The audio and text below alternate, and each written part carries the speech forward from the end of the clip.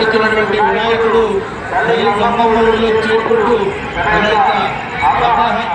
హస్తంతో అందరినీ ఆశీర్వదిస్తూ